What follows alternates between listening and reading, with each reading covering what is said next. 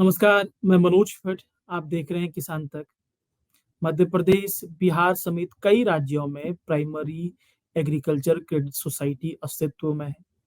जिन्हें पैक्स कहा जाता है सामान्य भाषा में, और इन पैक्स में फसल खरीद की व्यवस्था राज्य सरकार इन पैक्स के माध्यम से करती है। इन पैक्स से किसान नाखुश हैं। इन पैक्स से अगर हम लोग बात करें तो इन पैक्स को की जो कार्यप्रणाली है, इस कार्यप्रणाली को संतोषजनक नहीं माना जाता है। लेकिन इसके बावजूद भी आखिरकार प्राइमरी एग्रीकल्चर क्रेडिट सोसाइटी को मोदी सरकार देश में क्यों बढ़ावा दे रही है? इसके पीछे अमित शाह का क्या आइडिया है? ऐसा और इस आइडिया को लेकर क्यों कहा जा रहा है कि पैक्स के जो नई पैक्स की जो रूपरेखा तैयार की जा रही है, या जो नया पैक्स है, या जो नया सहकारिता मूवमेंट है, सहकारिता आंदोलन है, वो देश में खेती, किसानी और गाँव की तस्वीर बदल सकता है।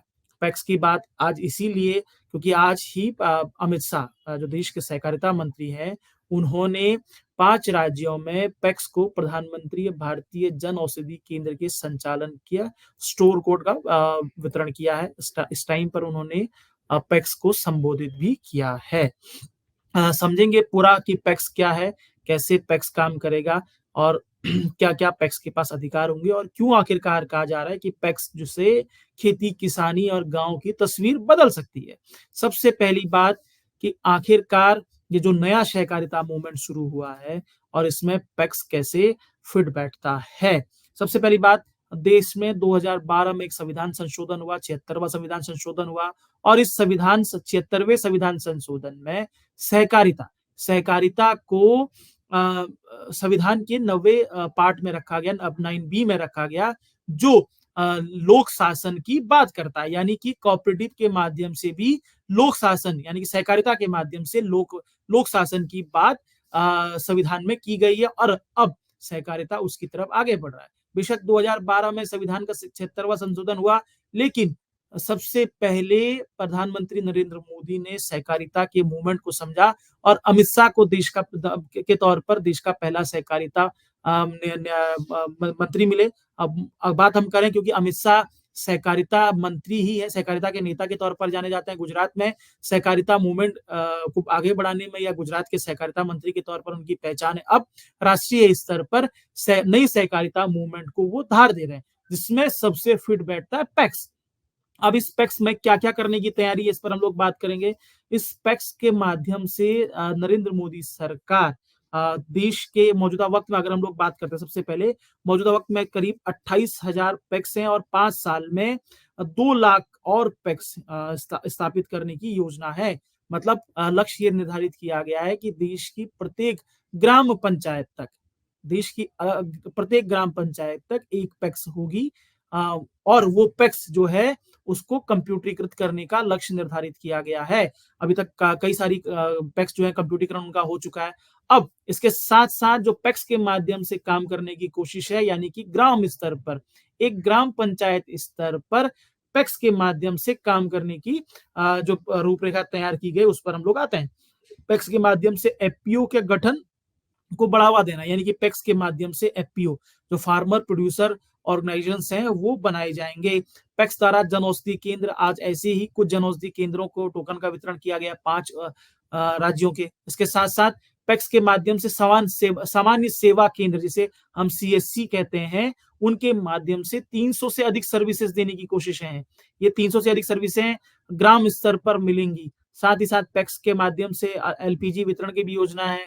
पैक्स के माध्यम से पेट्रोल डीजल डीलरशिप को भी देने की कोशिश है कि पैक्स के माध्यम जो है वो पेट्रोल डीजल उनके माध्यम से दिया जाएगा।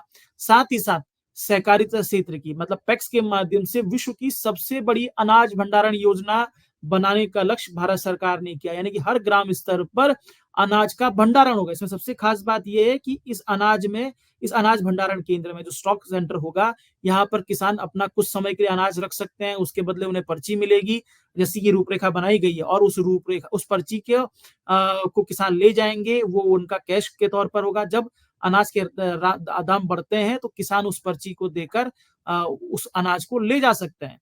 साथ ही साथ इस पैक्स के माध्यम से 2 लाख नई डेयरी फिशरीज की कोऑपरेटिव एजेंसीज बनानी है, जिससे इस पूरे के पूरे पैक्स मूवमेंट को आगे बढ़ाने की रूपरेखा बनाई गई है। अब ये बात आती है कि पैक्स की ज़रूरत क्यों पड़ी? क्योंकि देखिए देश में पंचायती राज व्यवस्था जिसे हम लोग बोलते हैं कि सबसे पुरातन व्यवस्था है जो लोक प्रशासन, स्थानीय लोक प्रशासन के तौर पर जानी जाती है। लेकिन पंचायती राज व्यवस्था में जितनी कह सकते हैं कि राजनीति हावी है या जिस तरीके से पंचायती राज व्यवस्था अपने सबसे बुरे दौर पर है, तो ऐसे में पैक्स का होना और खास करके क्योंकि जब मैंने कहा कि कॉन्स्टिट्यूशन 76वें संविधान संशोधन में पैक्स को पार्ट 9 में रखा गया 9 बी में जो कहीं न कहीं लोक प्रशासन की बात करती है, तो उस समय पंचायतों और पैक्स को एक साथ आगे बढ़ाने की कोशिश है। और जो पंचायतों को विषय मिले हुए थे 27 विषय उस वही विषय पैक्स को देने की कोशिश है, पैक्स को दिए जा रहे हैं क्योंकि जो पंचायती राज व्यवस्था में संविधान के तहत एक निर्धारित किए गए थे कि कुछ विषय लोक प्रशासन के कुछ विषय पैक्स को दिए पंचायतों को दिए जाएँगे।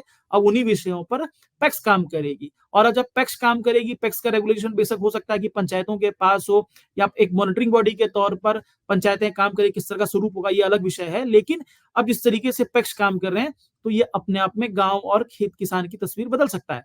क्योंकि इसको लेकर हालाँकि आप कहेंगे कि पैक्स पहले भी थे, पहले पैक्स को लेकर बहुत सारे काम नहीं हुए। इसका जवाब आज अमित शाह ने दिया है कि बिहार में पैक्स है एमपी में पैक्स है। आखिरकार वो पैक्स बेहतर काम नहीं कर रहे थे। अब जो नए पैक्स हों कैसे काम करेंगे? इसका जवाब आज केंद्रीय गृह व सहकारिता मंत्री ने आज जो सम्मेलन है उसमें उन्होंने कहा कि पैक्स के बिना सहकारिता का खाका तैयार नहीं हो सकता है। अ उन्होंने कहा कि जब 2 लाख पैक्स बनाने की बात हुई तो उस टाइम पर ये महसूस किया गया कि आखिरकार कि क्यों पूरा का पूरा कोऑपरेटिव मूवमेंट पिछड़ गया, जो मौजूदा पैक्स हैं काम क्यों नहीं कर रहे हैं, पैक्स क्यों बंद हो गए जो काम कर रहे हैं। तो उस टाइम पर उन्होंने बताया कि जो चीज़ निकल कर सामने आई वो यही कहती है कि पैक्स के जो बायलॉज़ थे, इससे पहले के जो पैक्स के बायलॉज़ थे उसमें एग्रीकल्चर क्रेडिट के अलावा किसी अन्य काम को समावित नहीं किया गया था।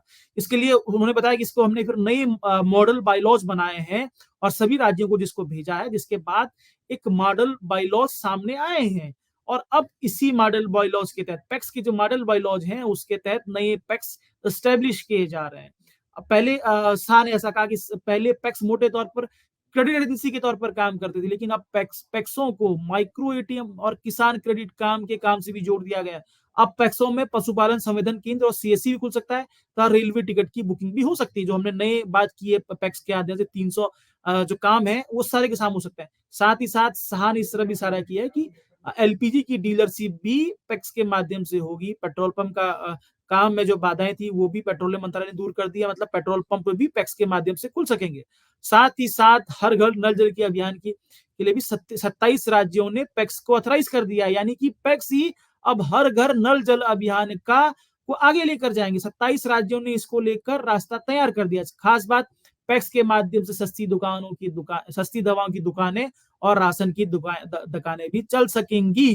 जो सस्ती बात आज जिसकी बात हुई प्रधानमंत्री जन औषधि जो केंद्र हैं वो उसी का आज वहां पर टोकन वितरण हुआ है और यही जो अब जन औषधि केंद्र जो है वो पैक्स के माध्यम से खुल सकेंगे। साथ ही साथ 35,000 पैक्स जो है फर्टिलाइजर डिस्ट्रीब्यूशन यानी कि खाद से जुड़े हुए भी हैं। तो समझा जा सकता है कि पैक्स को लेकर किस तरीके से काम करने की कोशिश। बाकी जो हमने कहा कि देश के सबसे बड़े अनाज भंडारण की व्यवस्था और ये दुनिया के उसको लेकर आज अमित शाह ने कहा कि प्रधानमंत्री स्टोरेज की व्यवस्था की है, उसमें बहुत कम पूंजी में पैक्स मॉडर्न गोदाम बना सकते हैं। इसके जरिए वे अपनी तहसील और राज्य का धान किसान गेहूं स्टोर करने का तो केंद्र बनेगा ही, साथ ही इससे किसानों को भी कुछ समय के लिए वहां उपज रखने की सहूलियत होगी। उन्होंने कहा कि आगामी 3 सालों में देश की पैक्सों के पास विश्व की सबसे बड़ी भंडारण क्षमता होगी। ये एक छोटी सी बात है, इसको समझा जा सकता है कि कैसे किसान पैक्स के में अपना अनाज का भंडारण कर सकते हैं। बाजार में जब फसल ज्यादा होती है तो किसान जब नई फसल कटती है तो फसल का आवक ज्यादा होती है। इस टाइम पर किसान अपना फसल बहुत कम दामों में बेच देते हैं, इससे उन्हें कम दाम मिलते हैं, बेहतर दाम नहीं मिल पाते हैं। लेकिन अब किसान जब के पास स्टोरेज पावर आ जाएगी तो किसान जरूरत के समय या बाजार के भाव के हिसाब से अपनी फसल बेच सकेंगे। इसके एवज में उनको बहुत बेहतर लाभ मिलेगा, हो सकता है उनका प्रॉफिट बढ़ जाए। इसको लगातार जो बात हो रही है कि किसान एक समय पर अपनी फसल बेच देते हैं जिसके बाद उनको नुकसान होता है, तो पैक्स के माध्यम से पूरा एक साँचा, एक पूरा खाका खींचा जा रहा है जो देश में नए कोऑपरेटिव मूवमेंट के तहत आगे बढ़ रहा है, अमित शाह के नेतृत्व में आगे बढ़ रहा है। और सबसे खास बात ये है कि पंचायतों के साथ पैक्स को आगे लेकर जाया जा रहा है। पंचायतों की जो जिम्मेदारियां थी संविधान में, राज्यों ने कहीं न कहीं उन विषयों को पंचायती राज संस्थानों को जिम्मेदारियां नहीं दी। अब वो पैक्स के माध्यम से, कोऑपरेटिव सहकारिता के माध्यम से आगे बढ़ रही है। तो ये अपने आप में बहुत ही लाजवाब है, क्योंकि पंचायतों का दूसरा स्वरूप ही सहकारिता है। सहकारिता का मतलब सबके साथ काम करके आगे बढ़ने की कोशिश। और पंचायतें जो 5 पंचों का प्रतिनिधित्व करती है, गाँव का प्रतिनिधित्व करती है। ग्राम सभा जो ऐसी सभा जो कभी विघटित नहीं होती है और उसका जो नेतृत्व होता है वो ग्राम पंचायत कहलाता है। तो समझा जा सकता है कि सहकारिता का ये मॉडल, जिसमें पैक्स है, जिसमें चुनाव होंगे, तो कहीं न कहीं ये देश में खेती, किसानी और गाँव की तस्वीर बदल सकता है। क्योंकि अगर हर गाँव पर पैक्स होंगे और जो कंप्यूटरीकृत होंगे, जिनके अंदर के 300 से अधिक सेवाएँ होंगी, सस्ते राशन की दुकान होगी, फर्टिलाइज़र की दुकान होगी, और उस पैक्स का नेतृत्व निर्वाचित प्रतिनिधियों के पास होगा, तो समझा जा सकता है कि ये कितना बड़ा आमूल-चूल परिवर्तन भारतीय गाँव, खेत, किसान के लहजे से हो रहा है। ये हमारी कोशिश थी। आपको हमारी कोशिश कैसी लगी?